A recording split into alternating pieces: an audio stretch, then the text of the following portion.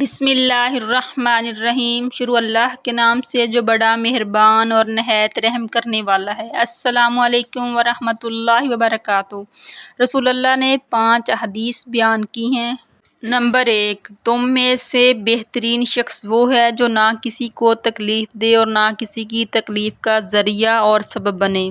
Number 2، جو شخص دن میں 10 مرتبہ سورہ اخلاص پڑھے گا اللہ تعالیٰ جنت میں اس کے لیے محل بنا دے گا۔ نمبر 3، جو شخص ہر فرض نماز کے بعد 1 مرتبہ آیت الکرسی پڑھنے کا معمول بنائے گا تو اس کے اور جنت کے درمیان صرف موت کا فاصلہ ہے، یعنی وہ شخص مرتے ہی جنت میں چلا جائے گا۔ نمبر 4، جو شخص گھر سے باہر نکلتے وقت یہ دعا پڑھے گا۔ ترجمہ: اللہ تعالیٰ شیطان کے شر سے اس کی حفاظت کرتا ہے اور جس کام کے لیے نکلا ہو اللہ تعالیٰ اس میں آسانی فرما دیتا ہے۔ نمبر 5، رسول اللہ صلی اللہ علیہ وآلہ وسلم نے فرمایا، وہ شخص ہرا بھرا رہے، ہنستا کھیلتا رہے جس شخص نے میری حدیث سنے اور اس کو محفوظ رکھے اور اس کو دوسروں تک پہنچائے۔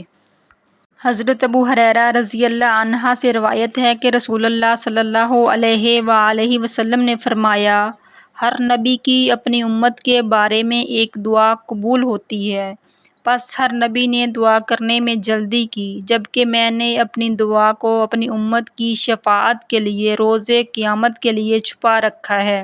وہ شفاعت انشاءاللہ ہر اس شخص کو پہنچے گی جو اس حال میں فوت ہوا ہوگا کہ اس نے اللہ کے ساتھ کسی کو شریک نہیں ٹھہرایا ہوگا۔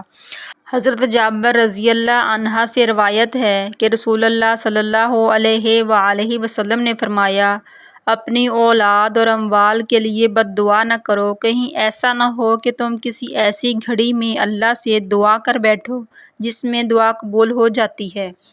اس ویڈیو کو زیادہ سے زیادہ شیئر کریں تاکہ صدقہ جاریہ کا ثواب آپ کو بھی ملتا رہے۔ پیارے نبی حضرت محمد مصطفیٰ صلی اللہ علیہ وآلہ وسلم کی سنت پر عمل کریں اور مزید اسلامی ویڈیو دیکھنے کے لیے ہماری ویڈیو کو لائک، شیئر اور ہمارے چینل کو سبسکرائب کریں۔ جزاک اللہ۔